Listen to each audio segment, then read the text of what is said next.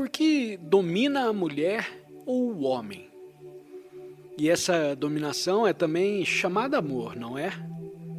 Quando o marido domina, a mulher gosta disso e considera a afeição. E quando a esposa governa o marido, ele também gosta disso. Mas por quê? Denota isso que a dominação proporciona um certo sentimento de maior proximidade nas relações. Se minha mulher me domina, eu me sinto muito perto dela. E se não domina, eu penso que é indiferente. Teme a indiferença por parte da sua esposa ou de seu marido, por parte da mulher ou do homem. Está pronto a aceitar qualquer coisa, contanto que não sinta que alguém é indiferente. Sabe como deseja estar bem próximo do seu guru. Está disposto a tudo, a sacrificar a sua esposa, a sinceridade, tudo, só para estar perto dele, porque deseja sentir que ele não é indiferente para com você. Isso é, nos servimos das nossas relações como um meio de autoesquecimento. Enquanto as relações não nos mostram o que somos, realmente estamos satisfeitos. Eis porque aceitamos o domínio de outra pessoa. Quando minha mulher ou meu marido me domina, isso não revela o que sou, sendo uma fonte de satisfação. Se minha mulher não me domina, se é indiferente e eu descubro o que realmente sou, isso causa muita perturbação. E o que sou eu? Um ente vazio, rígido, confuso, com certos apetites, e tenho medo de enfrentar todo esse vazio. Por isso aceito o domínio de minha esposa ou de meu marido, porque me faz sentir muito perto dele ou dela, e não desejo me ver tal qual sou. E esse domínio dá um sentimento de relação. Esse domínio gera o ciúme. Se não me domina é porque está com os olhos em outra pessoa. Por isso tenho ciúmes, porque te perdi. E não sei como me livrar do ciúme, o qual está também no plano do cérebro. O homem que ama não é ciumento. O ciúme é coisa do cérebro, mas o amor não pertence ao cérebro. E onde há amor, não há domínio. Quando ama alguém, não é dominante. Você é parte dessa pessoa. Não há separação, mas completa integração. É o cérebro que separa e cria o problema da dominação. Por que se sujeitam comunidades e nações ao mando de um chefe? Quem são comunidades e nações? Um grupo de indivíduos que vivem juntos. Por outras palavras, a sociedade, a comunidade, a nação. É você, o indivíduo em suas relações com outro indivíduo. Isso é um fato patente. Por que vocês procuram um chefe? Você o faz, evidentemente, porque está confuso, não é? Um homem lúcido, íntegro, não precisa de chefe. Para ele, um chefe é uma coisa molesta, um fator de desintegração na sociedade. Procura um chefe porque está confuso, não sabe o que fazer e deseja que te digam o que deve fazer, e por isso procura métodos de conduta social, política e religiosa. Confuso como está, procura um chefe. Vê bem o que isso subentende. Se quando está confuso busca um chefe para te tirar da confusão, significa isso que não está em busca de claridade. Não está interessado na causa da confusão, mas só quer que te levem para fora dela. Mas visto que está confuso, vai escolher um chefe também confuso. Não irá procurar um chefe que vê claro, porque ele te dirá que deve olhar para a sua confusão em vez de fugir da mesma. Ele vai te dizer que a causa da confusão está em você mesmo. Mas não é isso que você quer, né? Você quer um chefe que te tire da confusão. E porque sua mente está confusa, você procura um que também está confuso. Como pode a mente confusa guiar outra mente para fora da confusão? A mente que está confusa há de ter um guia também confuso. Portanto, todos os guias são inevitavelmente confusos, visto que nós os criamos por causa de nossa confusão. É importantíssimo que se compreenda isso. Ao compreender esse fato, não irá procurar um chefe, mas você se tornará responsável pela eliminação da sua confusão. E só o homem confuso, que não sabendo como agir, procura um chefe para ajudá-lo a agir. Mas o chefe está também confuso. E é por isso que os chefes são um fator de desintegração em nossa vida. O chefe é projetado pela sua própria confusão e, portanto, ele, outro, não é senão você mesmo, sob forma diferente, como também são os seus governos. É a autoprojeção que cria o chefe. Um herói nacional é uma exteriorização, uma duplicata de você mesmo. O que é ou o que deseja ser, assim é o seu chefe. Esse chefe, portanto, não pode te tirar do caos. A solução do caos está em suas próprias mãos, e não nas mãos alheias. A regeneração é produto da compreensão de você mesmo e não do segmento de alguém, porque esse alguém é você mesmo, mais eloquente, mas igualmente confuso, igualmente tirânico, igualmente tradicionalista. O problema, portanto, não é o chefe, mas sim como desarraigar a confusão. Pode alguém te ajudar a afastar a confusão? Se procura alguém para afastar a sua confusão, ele só poderá te ajudar a aumentá-la, porque a mente que está confusa é incapaz de escolher o que é claro. Visto que está confusa, só pode escolher o que é confuso. Se deseja se libertar radicalmente da confusão, terá de pôr ordem em sua mente e o seu coração e de considerar as causas responsáveis pela confusão. Só surge a confusão quando não há autoconhecimento, quando não me conheço a mim mesmo e não sei o que fazer ou o que pensar. Naturalmente estou envolvido no torvelinho da confusão. Mas quando me conheço a mim mesmo, o processo integral de mim mesmo, o qual é extraordinariamente simples, quando temos a intenção de nos conhecer a nós mesmos, então dessa compreensão nasce a claridade. Dessa compreensão resulta a conduta correta. É, pois, de suma importância deixar-se de seguir o guia e compreender a si mesmo. A compreensão de si mesmo traz amor e traz ordem. O caos só existe em relação com alguma coisa. E enquanto não compreendemos essa relação, há de haver confusão. Compreender as relações é compreender a mim mesmo, e compreender a mim mesmo é fazer nascer aquela qualidade de amor na qual existe bem-estar. Se sei amar minha esposa, meus filhos ou meu próximo, sei amar todo mundo. Visto que não ama ninguém, estou permanecendo apenas no nível intelectual ou verbal com relação à humanidade. O idealista causa enfado. Ama a humanidade com o cérebro, não a ama com o coração. Quando ama, não há nenhuma necessidade de chefe. São os vazios de coração que procuram o chefe para encher esse vazio com palavras, com uma ideologia, com uma utopia do futuro. O amor só está no presente, não no tempo, não no futuro. Para quem ama, a eternidade é agora, porque o amor é a sua própria eternidade.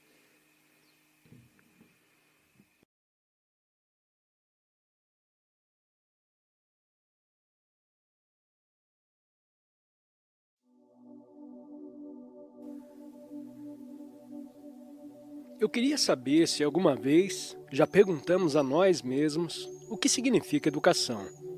Por que vamos à escola? Por que estudamos tantas matérias? porque fazemos exames e competimos uns com os outros pelas melhores notas. O que significa essa chamada educação e qual a sua finalidade? Essa é, com efeito, uma questão muito importante, não só para os estudantes, mas também para os pais, para os professores e para todo aquele que ama essa terra. Por que tanta luta para sermos educados? É unicamente porque precisamos passar em certos exames e obter emprego? Ou a função da educação é nos preparar, enquanto jovens, para compreender o inteiro processo da vida? Ter emprego e ganhar o próprio sustento é necessário. Mas isso é tudo? É só para isso que estamos sendo educados? Por certo, a vida não é meramente um emprego, uma ocupação. A vida é algo extraordinariamente amplo e profundo, um grandioso mistério, um vasto reino em que funcionamos como entes humanos. Se meramente nos preparamos para ganhar o sustento, perderemos o significado essencial da vida. E compreender a vida importa muito mais do que simplesmente nos prepararmos para exames e nos tornarmos bem proficientes em matemática, física e etc. Assim, quer sejamos mestres, quer estudantes, não é importante perguntarmos a nós mesmos por que estamos educando ou sendo educados? E o que significa a vida? Não é uma coisa extraordinária a vida? Os pássaros, as flores, as árvores floridas, o céu, as estrelas, os rios e seus peixes, tudo isso é a vida. A vida é o pobre e o rico. A vida é a constante batalha entre grupos, raças e nações. A vida é meditação. A vida é o que chamamos religião e são também as coisas sutis e ocultas da mente. As invejas, as ambições, as paixões, os temores, preenchimentos e ansiedades. Tudo isso e muito mais ainda é a vida. Mas, em geral, nos preparamos só para compreender um caminho dela. Passamos em certos exames, achamos um emprego, nos casamos, geramos filhos e vamos nos tornando cada vez mais semelhantes a máquinas. Permanecemos medrosos, ansiosos, assustados diante da vida. Assim, a função da educação é ajudar a compreender o inteiro processo da vida. Ou consiste meramente em nos preparar para uma profissão, para o melhor emprego que pudermos pegar? O que acontecerá a todos nós quando nos tornarmos adultos? Já perguntaram alguma vez a vocês mesmos o que vão fazer ao crescer? Com toda probabilidade você se casará, em pouco será mãe e pai, e estará então amarrado ao emprego ou à cozinha, a murchar e definhar. É só isso que vai ser a sua vida? Já fez essa pergunta a você mesmo? Não deve fazê-la? Se sua família é opulenta, já tem talvez assegurado uma boa posição. Seu pai poderá te dar um emprego confortável ou pode fazer um casamento rico. Mas também aí murchará e se deteriorará. Percebe? A educação, por certo, nenhuma significação tem se não te ajuda a compreender a vastidão da vida com todas as suas sutilezas, sua extraordinária beleza, seus pesares e alegrias. Você pode conquistar graus, acrescentar uma série de letras ao seu nome e conseguir uma boa colocação. Mas e daí? Qual o sentido de tudo isso se, nesse processo, a sua mente se torna embotada, cansada e estúpida? Assim não deve, enquanto está jovem, tratar de descobrir o significado da vida? E a verdadeira função do educador não é cultivar em você a inteligência que tentará encontrar a solução de todos esses problemas? Você sabe o que é inteligência? É sem dúvida a capacidade de pensar livremente, sem medo, sem nenhuma fórmula, de modo que por você mesmo comece a compreender o que é real, o que é verdadeiro. Mas se tem medo, nunca terá inteligência. Qualquer forma de ambição espiritual ou mundana gera ansiedade e medo.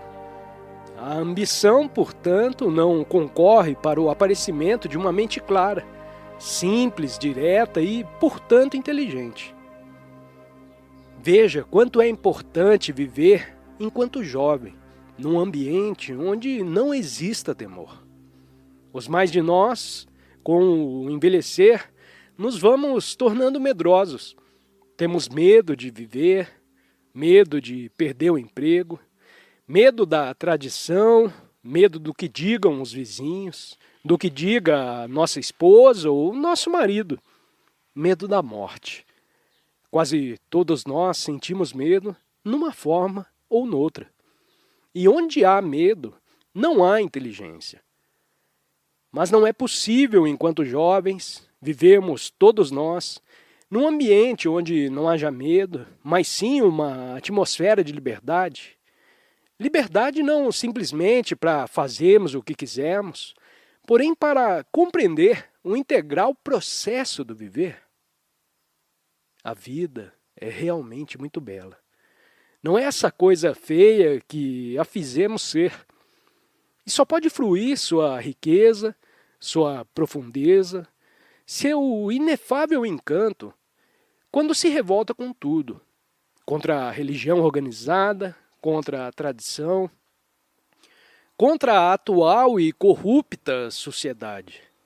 Para então, como ente humano, descobrir por você mesmo o que é verdadeiro. Não imitar, porém descobrir. Isso é que é educação. Você não acha? É muito mais fácil se ajustar ao que a sociedade ou pais e mestres te ensinam. É uma maneira segura e fácil de existir. Mas isso não é viver, porque aí há medo, declínio e morte. Viver é descobrir por você mesmo o que é verdadeiro. E isso só é possível quando há liberdade, quando há em você uma contínua revolução interior. Mas a isso você não é estimulado. Ninguém te ensina a duvidar, a descobrir por você mesmo o que é Deus. Porque se você se rebelar, você se tornará um perigo para tudo o que é falso. Seus pais e a sociedade desejam que viva em segurança e você também deseja segurança. Viver em segurança significa geralmente viver na imitação e, portanto, no temor. Sem dúvida, a função da educação é ajudar cada um de nós a viver livremente e sem medo. Não é verdade? E para criar uma atmosfera em que não exista medo, se requer intenso pensar, tanto da sua parte, como da parte do mestre, do educador. Sabe o que isso significa? Que coisa maravilhosa seria se criasse uma atmosfera em que não existe o medo? E nós devemos criá-la, porque vemos o mundo empenhado em guerras intermináveis, dirigido por políticos ambiciosos, sequiosos de poder. Um mundo de advogados, policiais e soldados, de homens e mulheres ambiciosos, ávidos de posição e em luta uns com os outros para a conquistarem. E há também os chamados santos, os gurus religiosos com os seus seguidores. Também estes querem poder, posição nessa vida ou na vida futura. É um mundo insano, completamente confuso, com o comunista combatendo o capitalista, o socialista resistindo a ambos e cada um lutando por um lugar seguro, uma posição de poder e de conforto. Um mundo dividido por crenças antagônicas, por distinções de classe, por nacionalidades separadas, por toda espécie de estupidez e crueldade. Eis o mundo em que está sendo educado, e aqui você se deve ajustar. Você é estimulado a se ajustar à estrutura dessa desastrosa sociedade. Seus pais desejam que o faça, e você também deseja se ajustar. Ora, consiste a função da educação meramente em ajudar a se ajustar a essa corrupta ordem social? Ou sua função é nos dar liberdade? Liberdade completa para crescer e criar uma sociedade diferente, um mundo novo. Precisamos dessa liberdade, não no futuro, porém agora, pois do contrário perderemos todos e seremos destruídos. Devemos criar imediatamente uma atmosfera de liberdade para que possa viver e descobrir por você mesmo o que é verdadeiro. Para que sejam entes inteligentes, para que possa enfrentar o mundo e compreendê-lo, em vez de a ele se ajustar, para que interiormente, profundamente, psicologicamente esteja em constante revolta. Porque só os que se acham em constante revolta descobrem o verdadeiro, e não o homem que se ajusta, que segue uma tradição. Só quando está investigando constantemente, observando constantemente, aprendendo constantemente, você pode achar a verdade, Deus ou o amor. Mas não pode investigar, observar, aprender, estar profundamente lúcido se tem medo. Assim, a função da educação, sem dúvida nenhuma, é erradicar, tanto interior como exteriormente, esse medo que destrói o pensamento humano, as relações humanas e o amor. Pergunta: se todos os indivíduos se achassem em revolta, não pensa que haveria caos no mundo? Resposta: escute primeiramente a pergunta. É muito importante compreender uma pergunta, e não simplesmente esperar uma resposta. A pergunta é: se todos os indivíduos se achassem em revolta, o mundo não seria levado a um estado de caos? Ora, acha-se em tão perfeita ordem a presente sociedade que se todos se revoltassem sobreviveria o caos? Não há caos agora. É tudo belo e incorrupto? Estão todos vivendo felizes, com plenitude e riqueza? O homem não está contra o homem? Não se vê ambição e encarniçada competição? Portanto, o mundo já se acha no caos. E esta é a primeira coisa que cumpre perceber. Não suponha que essa é uma sociedade em que há ordem. Não se mesmerize com palavras. Seja aqui na Europa, seja na América, seja na Rússia, o mundo se acha num processo de decomposição. Se percebe a decomposição, tem um desafio. Está sendo desafiado a descobrir uma maneira de resolver esse urgente problema. E a maneira como responde ao desafio é importante, não acha? Se responde como hinduísta ou budista, como cristão ou comunista, sua resposta é então muito limitada. Vale dizer que não é resposta. Pode responder plenamente, adequadamente, mas só se não há medo em você. Se não pensa como hinduísta, comunista ou capitalista, porém como ente humano total, interessado em resolver esse problema. E não poderá resolvê-lo se não se achar em revolta contra tudo, contra a ambição, a avidez, em que está baseada a sociedade. Quando você mesmo não é ambicioso, ávido, quando não está apegado à sua própria segurança, só então será capaz de responder ao desafio e de criar um mundo novo. Pergunta: revoltar-se, aprender, amar, são 3 processos separados ou simultâneos? Resposta: naturalmente não são 3 processos separados. É um processo unitário. Veja, é muito importante verificar o que uma pergunta significa. Essa pergunta está baseada em teoria e não na experiência. É puramente verbal, intelectual e, portanto, sem validade. O homem destemeroso, que está realmente revoltado, lutando para descobrir o que significa aprender, amar, esse homem não pergunta se isso é só um processo ou 3 processos. Somos muito sutis com palavras e pensamos que, apresentando explicações, temos resolvido o problema. Você sabe o que significa aprender?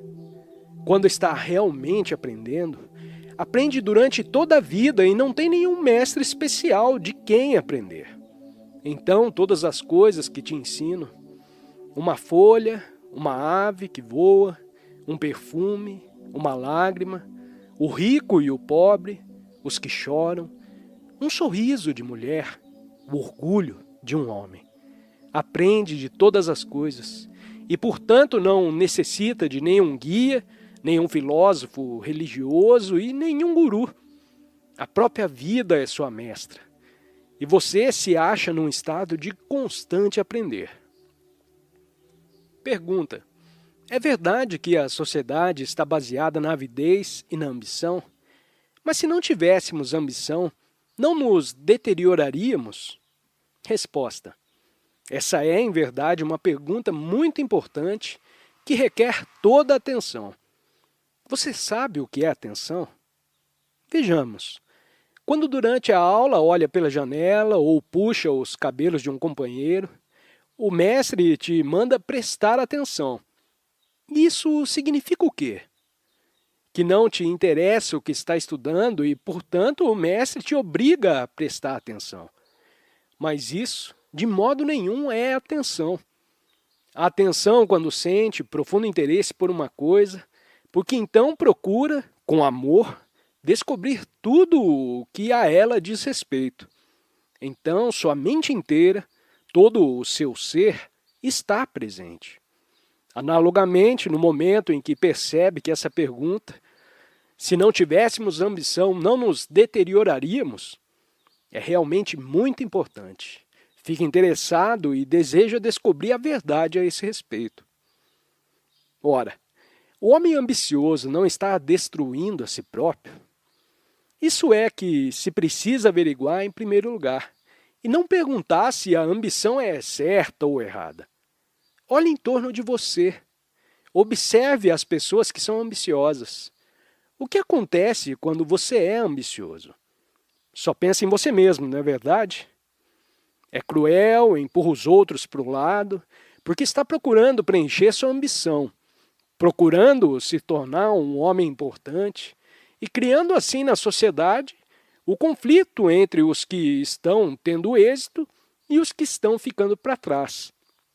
É uma batalha constante entre você e os outros, que também desejam o que deseja. E pode esse conflito produzir um viver criador? Compreende ou está muito difícil isso? Você é ambicioso quando gosta de fazer uma coisa por amor a ela própria?